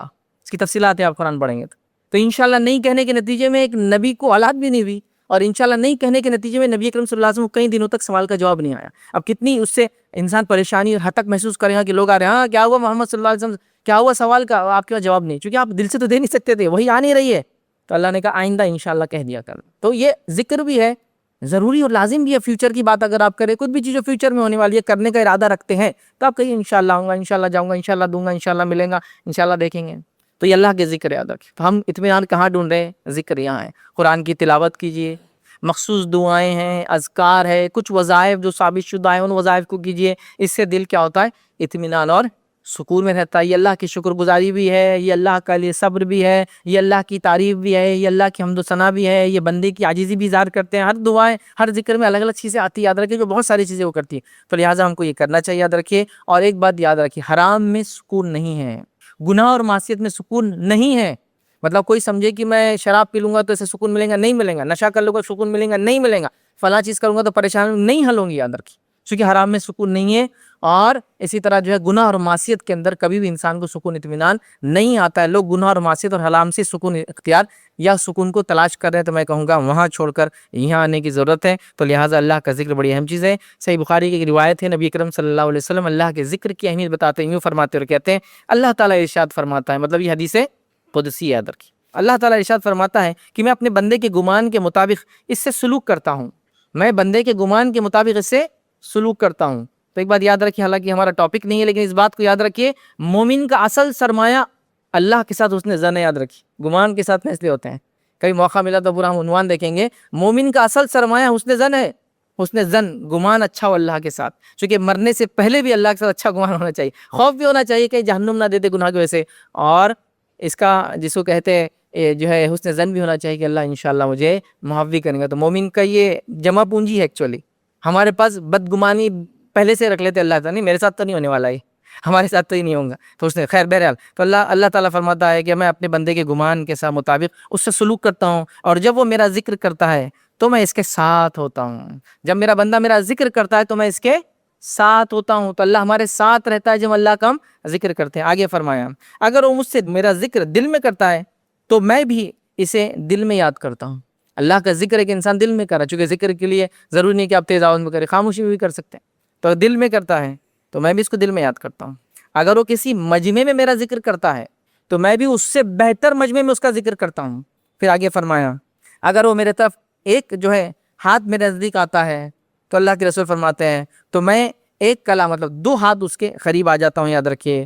اور اگر وہ چلتے ہوئے میری طرف آتا ہے تو میں دوڑتے ہوئے اس کی طرف جاتا ہوں. تو یہاں جو اصل چیز تھی, یاد رکھیے, اللہ کے ذکر کی اہمیت بتانا کہ جب ہم اللہ کو یاد کرتے ہیں تو اللہ بھی ہمیں یاد کرتا ہے. کتنی بڑی بات ہے. اور اللہ کے ذکر کے لیے آپ کو مخصوص چیزوں کی بھی ضرورت نہیں, جیسا نماز وغیرہ کے لیے تو غسل ہے, پھر وضو ہے, پھر نماز, وقت ہونا, ساری چیزیں. لیکن اللہ کو یاد کرنے کے لیے کوئی وقت نہیں. صبح کیجئے, شام کیجئے, اٹھتے کیجئے, بیٹھتے کیجئے, باوضو بھی ہے تو کیجئے, بے وضو بھی ہے تو کیجئے, اس میں کوئی مسئلہ نہیں. ایون آپ طہارت مطلب غسل کی حالت میں نہیں بھی ہے تو کئی اذکار ہے جو آپ کر سکتے اس حالت میں بھی. صرف اتنا ہے کہ آپ کو وضو کر لینا ہے اور اس کے بعد سارے اذکار کر سکتے ہیں. نبی اکرم صلی اللہ علیہ وسلم جب غسل لینے کا ارادہ نہیں ہوتا اور رات میں آپ کو جو ہے غسل آپ کا ٹوٹ جاتا تو سونے سے پہلے وضو کرتے, اس کے سارے اذکار وغیرہ جو آپ کا معمول پڑھنے کا تھا وہ سب کرتے تھے. تو لہٰذا بڑی اہم چیز یاد رکھیے, تو ہم ذکر سے اپنے دلوں کو تر کریں اور دنیا میں امن و امان ڈھونڈنے کے بدلے اللہ کے ذکر کے ذریعے دلوں کو اطمینان دلوائے. آئیے آگے بڑھتے ہیں اور 7واں اصول یاد رکھیے جو بہترین دنیا کی زندگی کے لیے یاد رکھیے اور بڑا اہم اصول ہے یاد رکھیے، اور یہ اصول یاد رکھیے اور اس کے بعد کا اصول یاد رکھیے، اپنے اندر بڑی اہمیت رکھتا ہے یاد رکھیے، اور وہ اصول ہے یاد رکھیے اللہ کا شکر۔ اللہ کا شکر یاد رکھیے، شکر زبان سے ہو سکتا ہے، شکر دل سے ہو سکتا ہے، شکر اعضاء و جوارح سے ہو سکتا ہے، مطلب اعضاء و جوارح سے انسان اظہار کر سکتا ہے کہ اللہ کا شکر ہے، زبان سے کر سکتا ہے، کبھی دل میں کر سکتا ہے، چلیے زبان سے نہیں کر پا رہا کسی حال میں، تو اللہ کا شکر بڑی اہم چیز ہے یاد رکھیے۔ اور عمر لکھتے ہیں شکر اور صبر، یا صبر اور شکر یاد رکھیے، کیونکہ اس کے بعد اب صبر آئیں گا، یہ اللہ رب العزت کی بڑی عظیم دو نعمتیں ہیں، بڑی عظیم، جس کو یہ دو نعمتیں مل گئی اللہ نے اس کو عظیم نعمت سے نواز دیا، مطلب بہت کچھ پا لیا اس نے اگر یہ دو چیزیں اس کو مل گئی تو۔ شکر اللہ کا مطلب جو اس نے دیا ہے اس پر شکر، کہ جو کچھ ہے جیسا ہے یہ اللہ بہتر ہے، میں جو تو نے بہتر سمجھا میں راضی ہوں اس چیز پر، اس کو کہیں گے ہم شکر، دل اطمینان پاتا ہے ہمارا اس چیز پر، یاد رکھے یہ بڑی اہم چیز ہے۔ اور اللہ تعالیٰ نے جو ان گنت نعمتیں دنیا میں دی ہے، ان تمام نعمتوں کو یاد رکھے، ہمیشہ شکر کرتے رہے یاد رکھے، چونکہ اس میں سے ایک بھی نعمت ایسی نہیں یاد رکھے جو ہم خرید کر اپنے لیے یا اس کو استعمال کرنے کی طاقت بھی رکھتے ہیں۔ اب اندازہ لگائیے، ہم اگر کبھی کوئی انسان بیمار ہو جائے اور بیمار ہو کر دواخانے میں ایڈمٹ ہو جائے اور اس کو اللہ نہ کرے آکسیجن کی ضرورت پڑے، تو پھر پتہ چلتا ہے وہ فری آکسیجن کی کاسٹ کتنی ہوتی ہے، جو ہم ویسے لے لیتے ہوا میں، اور ہوا سے جو ہم کو ملتی ہے وہ بہت اچھی ہوتی ہے صحت کے لیے، جو وہ لی جاتی ہے ڈائریکٹ وہ صحت کے لیے نقصان دہ بھی ہوتی ہے، اس کو زیادہ نہیں لے سکتے کنٹینیوسلی، اس میں نمی کی کمی ہے تو اس کو پانی کے ذریعے اندر ڈالا جاتا ہے تاکہ تھوڑا نمی مل جائے، اور فلاں ہے اس کی، چونکہ وہ ڈائریکٹ ہے، یہاں تو آپ کتنی گیسز کے ساتھ اس کو اندر لیتے ہیں اور اس کو باہر چھوڑتے ہیں، اور صحت بھی اچھی رہتی ہے انسان کی، یاد رکھیے۔ تو جب پتہ چلتا رہے یہ تو بہت مہنگی نعمت تھی، اور کتنے مطلب ایک چھوٹا بچے سے بڑے تک لیے تقریباً 800 لیٹر سے لے کر 1000 1500 2000 لیٹر تک ایک دن میں آکسیجن اندر لیتے ہیں۔ اگر لیٹر سے اس کو خریدا جائے، کلو سے خریدا جائے تو بہت کاسٹلی پڑیں گے، یاد رکھیے، سلنڈر کی کاسٹ لگا لی دواخانے میں وہ اسی کاسٹ ہے۔ تو ایک نعمت ہے سانس لینے کی، ایک نعمت ہے دیکھنے کی، ایک نعمت ہے سننے کی، مطلب ان گنت نعمت ہے، لیکن ہمارا پرابلم کیا ہے، جو دیا گیا وہ چیز کو چھوڑ کر جو نہیں ملا اس پہ ناشکری ادا کرنا، بس یہ مسئلہ ہے سب سے بڑا۔ کپڑے 4 ہے لیکن 5واں جو نہیں ملا اس کی ناشکری ہے، ارے 4 کا شکر ادا کر، اللہ تعالیٰ 5واں دے دیں گا، پھر اس کا شکر ادا کر، اللہ 6واں دے دیں گا تجھے، ایسا مسئلہ نہیں ہے، لیکن ہم ناشکرے ہو چکے ہیں، قومی اعتبار سے ناشکرے ہو چکے ہیں، شخصی اعتبار سے ناشکرے ہو چکے ہیں، ہم اللہ کے بھی ناشکرے ہو چکے ہیں، ہم بندوں کے بھی ناشکرے ہو چکے ہیں۔ آپ جس کے ماتحت زندگی گزار رہے، ہر بچے کو بڑوں سے شکایت ہے، ہر ماتحت کو اس کے سرپرست سے شکایت ہے، ابا نے کیا کیے، امی نے کیا کیے، بڑوں نے کیا کیے، گھر والوں نے کیا کیے، سماج نے کیا کیا، ہر کسی کو شکایت، یہ ان بندوں کی ناشکری ہوئی۔ اللہ کی ناشکری میں یہ کہ میرے کو یہ نہیں ملا، مجھے وہ نہیں ملا، مجھے یہ ملنا چاہیے تھا، میں اس کا حقدار تھا۔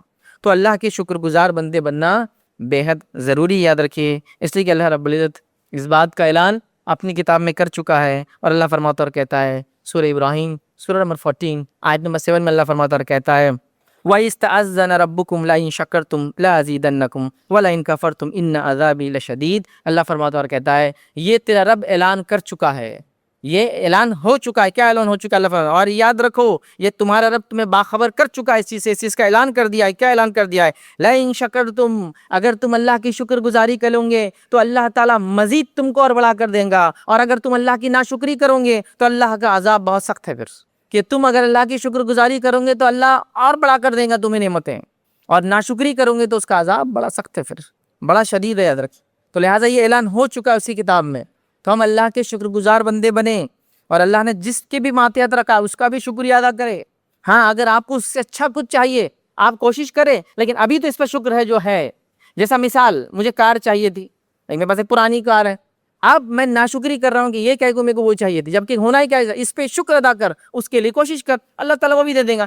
اس کی ناشکری کرنے سے وہ بھی نہیں ملتی اور یہ بھی ہاتھ سے چلے جاتی۔ پھر دیکھیے ایک نعمت تھی میرے پاس، ایک گھر تھا میرے پاس اپنا، چھوٹا موٹا گھر تھا، لیکن مجھے بڑا چاہیے، تو میں ناشکرہ ہوں اللہ کا کہ کیا مجھے تو ایسا رکھ دیا اللہ تعالیٰ نے، اس کو یہ دے دیا، اس کو یہ دے دیا، تو وہ جو چاہتا تھا وہ بھی نہیں ملیں گا اور یہ بھی چلا جائے گا۔ تو میں کہنا یہ چاہ رہا ہوں جو ہے یہ اس کا ہرگز معنی نہیں کہ آپ اچھے کی کوشش نہ کریں، آپ کوشش کرتے رہیں، لیکن جو ابھی ہے اس پہ شکر بھی ادا کرتے ہیں، اللہ نے جیسا رکھا الحمدللہ بہت اچھے ہیں، لیکن کوشش جاری اچھی اور اس سے اچھے کے لیے۔ لیکن جب اس کی ناشکری کرتے ہیں تو جو حاصل کرنا چاہتے ہیں وہ بھی ہاتھ سے جاتا ہے، وہ تو ملتا ہی نہیں ہے، اور یہ جو پاس ہے یہ بھی چلا جاتا ہے۔ تو دیکھیے ہم میں سے اکثر لوگ ناشکر ہو چکے ہیں، اپنے اپنے گریبان میں جھانک کر دیکھیں کتنے بار رب العزت کی ہم نے ناشکری کی، جانے اور انجانے میں اندر۔ تو لہٰذا ہم اللہ کے شکر گزار بنے، یہ بڑی اہم چیز ہے، یاد رکھیے۔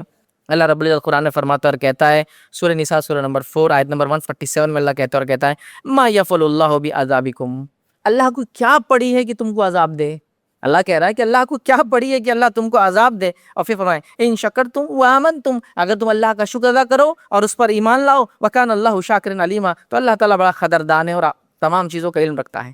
تو اللہ کو کوئی شوق نہیں ہے بندوں کو عذاب دینے کا اور پکڑ کرنے کا، اللہ کو کوئی شوق نہیں ہے۔ اگر تم شکر گزار بندے رہو اور اس پر ایمان لاؤ تو اللہ تعالیٰ تو بڑا قدردان ہے۔ جو لوگ اللہ تعالیٰ کے لیے کا شکر ادا کرتے ہیں، اس کے لیے کچھ کر، اللہ بڑا قدردان ہے اس کا۔ اللہ کی ذات وہ ہے، یاد رکھیے، وہ بہت زیادہ قدردان ہے۔ جو بھی اس کے لیے کچھ کرتا ہے اللہ رب العزت اس کو دنیا اور آخرت اس کا بدلہ دیتا ہے، یاد رکھیے۔ تو یہ اللہ نے فرمایا اللہ کو کیا پڑی لوگوں کو عذاب دینے کے لیے، اگر تم شکر ادا کرتے رہو اور تم ایمان لاؤ تو اللہ تعالیٰ تو قدردان ہے اور علم رکھتا ہے اس چیز کا۔ تو لہٰذا اللہ کے عذاب سے بچنے کا طریقہ بتایا گیا، شکر ادا کرو اور ایمان لاؤ، یا ایمان کے ساتھ شکر ادا کرو تو اللہ کے عذاب سے بچ جاؤں گے۔ اللہ کو کوئی شوق نہیں تم کو عذاب دینے کا۔ قوموں نے ناشکری کی، قومیں برباد کر دی گئی۔ ہم ناشکری کر رہے ہیں، ہم برباد ہو رہے ہیں۔ ہم نے اللہ کی ناشکری کی، ہم نے بندوں کی ناشکری کی، اور ہر جگہ یہ کلمہ مطلب الحمدللہ تو منہ سے نکل ہی نہیں رہا ہے کہ تمام تعریف ہے اس کے لیے، چاہے حالت جیسے بھی ہو۔ اس سے اچھا تو امید کر رہے تھے، بٹ آپ جو بھی الحمدللہ، یہ کوئی تعریف ہی اللہ کی، یہ تو مجبوری ہوئی آپ کی۔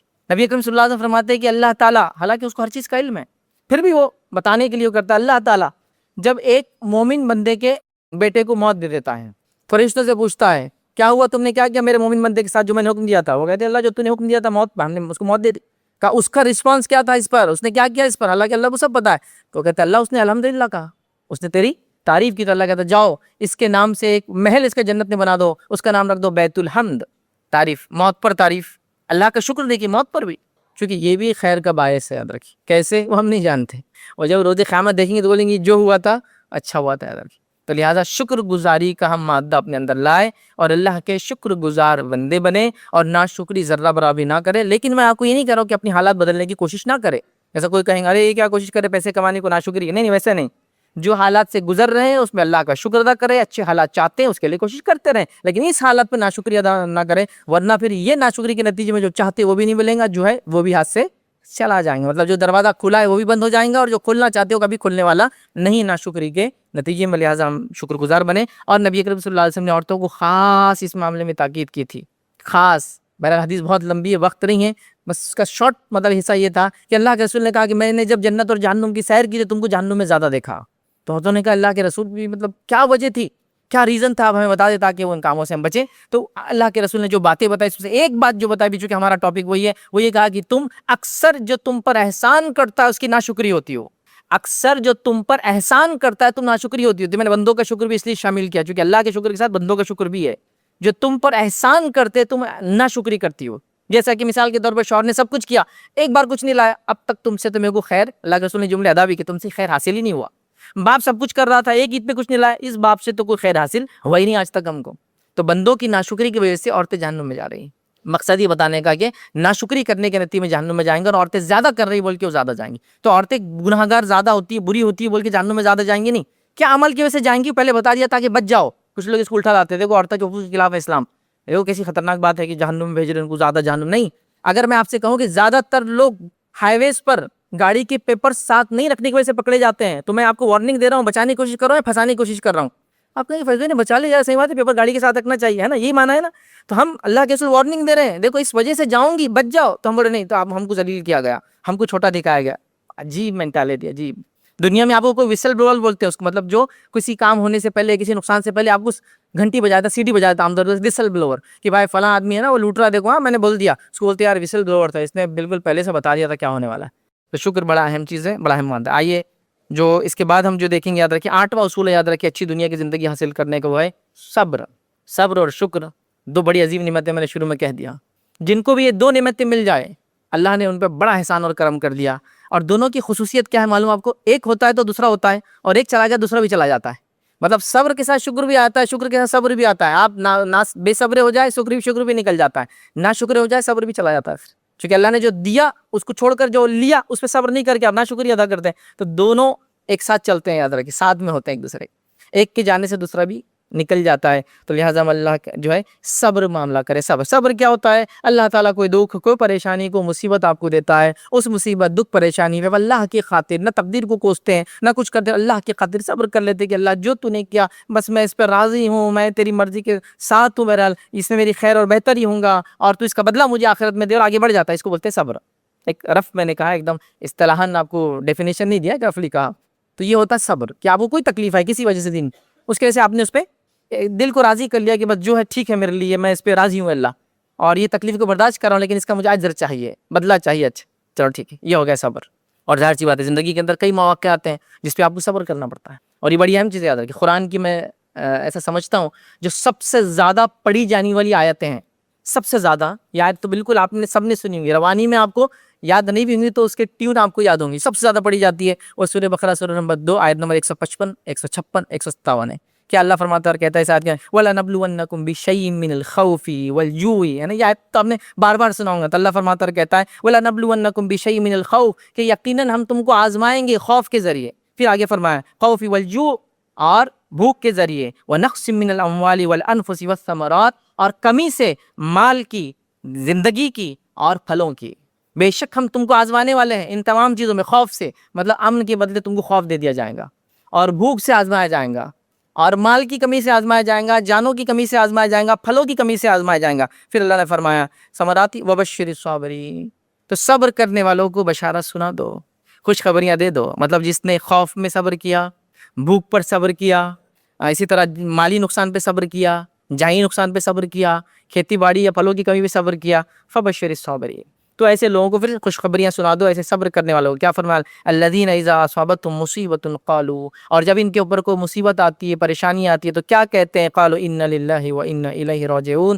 کہ ہم اللہ کی طرف سے آئے تھے، اللہ کی طرف لوٹ کر جانے والے ہیں، اولئک علیہم صلوات من ربہم ورحمہ، انہی لوگوں کے لیے اللہ کی طرف سے صلوات ہے اور مغفرہ، اور اللہ کی طرف سے مغفرت ہے، یاد رکھیے، اور رحمت ہے، واولئک هم المہتدون، اور یہی لوگ ہدایت یافتہ ہیں۔ تو یہاں اللہ رب العزت نے اس کی وضاحت کر دی، یاد رکھیے، ان لوگوں کے لیے یہ ہدایت یافتہ لوگ ہیں، یہ ہدایت پر رہنے والے، ان پر اللہ رحم کرنے والا ہے، اور اللہ رب العزت ان کو اللہ کی طرف سے صلوات دعائیں ملتی ہیں، جیسے اللہ اور اس کے فرشتے دعا دیتے ہیں نا، ہم کہیں دی سنی اللہ اور فرشتے، تو ویسا یہاں کیا آپ کو صلوات ملتی ہے، یہ دعا کے معنی میں ہوتا ہے، یاد رکھیے، ٹھیک ہے۔ تو لہٰذا یہ سب فائدے ملتے ہیں ہم کو صبر کرنے کے، یاد رکھیے۔ اب ہمارے پاس صبر کا مادہ بھی ذرا برابر بھی باقی نہ رہا، چھوٹی چھوٹی باتوں پہ ہمارا صبر کا مادہ بس چھلکتے جا رہا، مطلب کیا بولیں گے، ٹیمپریچر بس وہ کیا بولیں گے، تھرمامیٹر ہمیشہ ٹاپ اس پہ ہی چل رہا ہے، ڈگری پہ چل رہا ہے ہمارا کنٹینیوس، اتنا صبر کے خلاف ہم کریں، بے صبری بولتے اردو زبان میں اس کو، اتنا زیادہ ہے کسی چیز پہ نہیں ہے۔ مثال کے طور پر میں 5 وقتہ نمازی تھا، بزنس میں لاس آ گیا، اب پڑھ کے کیا نماز فائدہ، سبحان اللہ، وہ تو آزمائش تھی نا تیرے لیے، اور تو صبر کرنے کے بدلے کیا کر رہا ہے، اب کیا فائدہ ہوا میرا، اتنا سب کچھ کیا بیمار ہے اب تک میں، فلاں کرنے کے بعد بھی کافر آگے بڑھ گئے، مومن پیچھے رہ گئے، تو کیا فائدہ یہ سب چیزیں کر کے، فلاں چیز کر کے مایوس ہو گیا، میرا دل نہیں بولتا کہ یہ سب ذکر اذکار کرنا، اس لیے کہ مجھے مایوسی حاصل ہوئی، آج تک کچھ فائدہ نہیں ہوا، آپ نے بولے یہ دعا پڑھو، آج تک وہ دعا سے میرے کو فائدہ تو نہیں ہوا، تہجد میں آپ نے بولے تھے فلاں شفا ملتی، کوئی شفا میرے کو تو حاصل نہیں ہوئی، بس تھوڑا سا کیا اور بعد میں صبر کے خلاف چیزیں کرنا ہم شروع کر دیتے، حالانکہ یاد رکھے چھوٹی ہو یا بڑی آزمائش ہو، مومن کے لیے نفع بخش ہے۔ آئیے صحیح بخاری صحیح مسلم کی اور کئی روایتیں، بہرحال کچھ رکھ رہا ہوں آپ کے سامنے، اللہ کے رسول فرماتے ہیں، کہتے ہیں مسلم کو جب ایک مسلمان کو جب تھکاوٹ یا بیماری لاحق ہوتی ہے، تھکاوٹ آپ کام کر کے تھک جاتے، تھکاوٹ یا بیماری لاحق ہوتی ہے، جو یا حزن اور ملال، اس کو کسی چیز کا غم ہوتا ہے، یاد رکھیے، اور تکلیف سے دوچار ہوتا ہے، حتیٰ کہ اگر ایک کانٹا بھی چبھتا ہے تو اللہ تعالیٰ اس کے بدلے اس کے گناہ کو مٹا دیتا ہے۔ جو کچھ تکلیف مجھے اور آپ کو آتی ہے، چاہے کتنی چھوٹی ہو یا کتنی بڑی ہو، اس کے بدلے میرے اور آپ کے گناہ مٹتے ہیں۔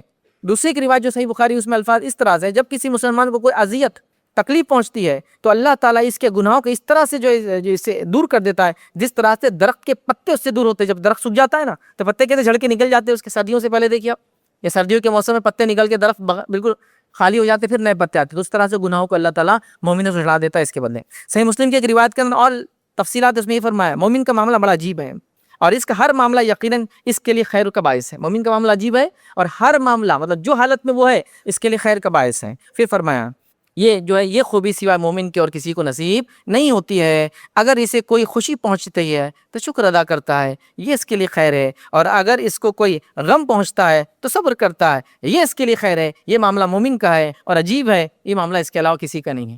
کوئی چیز ملی شکر ادا کیا، ثواب ملا، کوئی چیز گمی صبر کیا، ثواب ملا، عجیب معاملہ نہیں ہوا؟ مطلب پروفٹ پہ بھی فائدہ ہے، لاس پہ بھی فائدہ ہے، عجیب فائدہ ہے نہیں، اس لیے کہا کہ مومن کا معاملہ عجیب ہے، مطلب فائدہ ہوا بھی تو شکر ادا کر رہا، اجر کے اعتبار سے تو اوپر ہی گیا، فائدہ نہیں اور نقصان ہوا تو بھی وہ صبر کر رہا ہے، تو یہاں اجر کے اعتبار سے آگے بڑھ رہا، عجیب معاملہ ہوا نہیں۔ مطلب آپ کو اگر پروفٹ بھی ہوا بزنس میں تو بھی آپ کو پروفٹ، لاس بھی ہوتا تو بھی آپ کو پروفٹ، آپ بولیں گے تو ون ون سچویشن ہے۔ تھی مومن کے ساتھ تھکان، کانٹا چبھ گیا، اس سے بڑی مصیبت آئیں گے تو اس سے زیادہ، لیکن ہم یہاں شکر صبر کے خلاف جزا فضا، رونا دھونا، تقدیر کو کوسنا، تیرے وجہ سے ہوا، اس کی وجہ سے ہوا، اس کی نہیں سنتا تو آج یہ ہوتا. اگر مگر شیطان کی طرف سے ہوتا. جو ہوا وہ کوئی ٹال نہیں سکتا تھا، اور جو نہیں ہوا وہ کوئی تمہیں دے نہیں سکتا ہے. یہ حدیث کا مفہوم یاد رکھ. تو لہٰذا اگر مگر کر کے فائدہ نہیں. آپ اب قبول کر لو جو ہو گیا، اس کو آگے بڑھو. مطلب موت آنی تھی تو آ گئی، نہیں آنی تھی تو کچھ بھی کر لے لوگ، آپ نہیں مرنے والے، بچنے والے، ختم ہو گیا. تو اگر مگر کرے کیا فائدہ؟ اگر ایسا ہوتا تو بچ جاتے، اگر ویسا ہوتا تو نہیں یہ سب اگر مگر چھوڑ دو. ابھی آپ زندہ، اس کا اللہ نے زندہ رکھنا تھا. اگر موت ہو گئی تو اللہ نے مارنا تھا. وہ اگر مگر سے کچھ نہیں ہوتا ہے ادھر. تو لہٰذا صبر کے خلاف کام کرنا، جزا اور فضا کرتے ہیں. سیرت کے اندر، صحابہ کی سیرت کے اندر، تاریخ اسلام میں صبر کے اتنے واقعات ہیں کہ ہر واقعہ اپنے اندر جو یاد رکھیے ایک سورج اپنی طرح سے، مطلب اس سے آپ اتنی نصیحتیں لے سکتے. خود نبی اکرم صلی اللہ علیہ وسلم کا مختلف آزمائشوں پہ صبر، صحابہ کا کتنی آزمائشوں سے گزرے اور کیسے عجیب و غریب صبر یاد رکھے، اور اسی کوئی انتہا نہیں یاد رکھے. مطلب ایسے صبر. میں ایک چھوٹا سا واقعہ کی بات ختم کر رہا ہوں کہ ام سلیم رضی اللہ عنہا، ابو طلحہ ان کے شوہر اللہ کے رسول کے ساتھ ہیں اور کافی لمبے عرصے کے بعد واپس آتے ہیں. اب سفر سے آنے کے بعد ان کو لگتا ہے اپنے شوہر کو میں نے ڈسٹرب نہیں کرنا چاہیے، اور اپنے شوہر کے ساتھ جیسا ایک عورت عام آتی ہے، ویلکم کرتی ہے شوہر کو، وہ کرتی ہے. اس کے بعد شوہر آتے ہیں، کھانا وغیرہ ہوتا ہے رات میں اپنی بیوی سے ہم بستری کرتے ہیں، اور اس کے بعد وہ فجر سے پہلے کہتی ہے میں ایک سوال کرنا چاہتی ہوں آپ سے. تو کہا کیا سوال ہے؟ تو کہا اگر کوئی چیز اللہ ہمیں دے اور پھر ہم سے لے لے تو اس کا کیا ہوگا؟ تو کہا اللہ نے دی، اللہ نے لے لی. تو کہا اللہ رب العزت نے ایک اولاد ہم کو دی تھی، لڑکا، اس کا کل رات انتقال ہو گیا. میں نے آپ کو صرف اس لیے نہیں بتایا کہ آپ سفر سے آئے ہیں، تھکے ہوئے ہیں. اگر آتے ہی وہ رونا دھونا جزا فضا ہو جائے تو آدمی کا کیا حال ہو جائے گا. اتنے پہلے زمانے سفر بہت لمبے ہوتے تھے، آدمی بہت ایگزاسٹ ہو جاتا تھا، پریشان ہو جاتا تھا. تو یہ بھی ایک عورت ہے، روبوٹ تو ہے نہیں، دل ہے، سمجھ ہے، مطلب پاگل بھی نہیں ہے، احساس ہے، اولاد مر گئی ہے، لیکن صبر کا عالم دیکھیے کہ اللہ نے دی تھی، اللہ نے لے لی. تو شوہر کا ادا کر دیا. پھر وہ آئے اللہ کے رسول کے پاس فجر کی نماز کر کے. اللہ کے رسول کل رات ایسا ام سلیم نے، میری بیوی نے مجھ سے بتایا نہیں. نبی اکرم صلی اللہ علیہ وسلم سے کہا کہ میں نے کل رات اپنی بیوی سے ہم بستری کی. تو کہا اللہ اسے برکت دے. اور اللہ کے رسول نے اس معاملے میں دعا دی اور ان کو پھر ایک لڑکا ہوا. تو انہوں نے صبر کیا اس. تو موت کا میں نے مثال دے دی. کئی صحابہ کے تعلق سے آتا ہے کہ ان کو فلاں چیز ہو گئی، اعضاء خراب ہو گئے، ہاتھ شل ہو گیا، جنگوں کے اندر ہاتھ جڑ گئے، ناکیں کٹ گئی، انگلیاں چلے گئی، زندگیاں چلے گئی، بچے چلے گئے. کیا واقعہ سنو. صبر کے واقعات عجیب و غریب. اور ایسے واقعات کی ایک ماں جس کے 4 لڑکے جنگ میں شہید ہوئے، اور اس کے بعد بھی وہ صبر کر رہی ہے اور خوش ہو رہی ہے اس پر کہ یہ بچوں کی وجہ سے میں جنت میں جاؤں گی، چونکہ میں نے ان کو موٹیویٹ کیا تھا کہ اللہ کی راہ میں لڑو اور میں جنت. اور ایک ہی دن ایک ہی جنگ میں 4 بیٹے شہید ہوئے. ایک کے بعد ایک خبر لائے گی فلاں کیا ہوا، تو کہا شہید ہو گیا الحمدللہ. دوسرے کیا ہوا، خبر ہے کہ شہید ہو گیا الحمدللہ. تیسرے کیا ہوتا، کہا اس میں شہید ہو گیا الحمدللہ. شام ہوتے تھے خبر ہے چوتھا بھی شہید ہو گیا الحمدللہ. تو ایسی مائیں، تو کیا ان کا دل نہیں تھا، ان کے اندر وہ سب احساس نہیں تھے؟ لیکن صبر کے خلاف کچھ بھی نہیں ہے. ان کو پتا ہے کہ اس کا بدلہ ہے، چونکہ میں نے موٹیویٹ کیا اپنے بچوں کو اللہ کی راہ میں کوشش کرو. چونکہ ظاہر سی بات ہے کبھی کبھار جنگ کے بغیر چارہ نہیں ہوتا ہے. جنگ کے بغیر کبھی کبھار امن بھی قائم نہیں ہو سکتا ہے. تو لہٰذا اس کے لیے جنگ ہوں گی تو جانے ہی والی، کوئی نہ کوئی تو دیں گا.